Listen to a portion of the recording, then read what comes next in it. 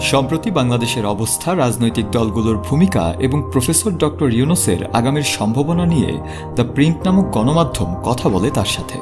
প্রায় 11 মিনিটের সেই আলোচনায় উঠে আসে অনেক প্রসঙ্গ। পাশাপাশি সেখানে উঠে আসে দেশের অন্যান্য রাজনৈতিক দলের প্রশ্ন এবং জানতে চাওয়া হয় বিএনপির অবস্থান। ডক্টর ইউনূস জানান, আওয়ামী লীগ আর আগের মতো নেই, তাই বিরোধী দলগুলো বিচ্ছিন্ন আকারে কী ধরনের ভূমিকা পালন করবে তা আমরা জানি না।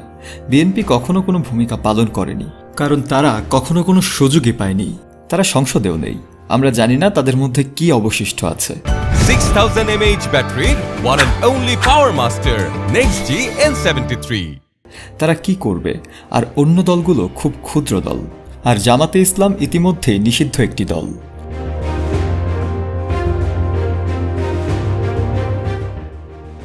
ডক্টর ইউনূসের এই মন্তব্য থেকে আরও জানতে চাওয়া হয় দেশের নতুন রাজনৈতিক দলগুলোর সম্ভাবনা সম্পর্কে। সে ব্যাপারে বেশ জোর দিয়েই তিনি জানান, অবশ্যই তিনি নতুন রাজনৈতিক দল ও গঠন দেখার আশায় আছেন।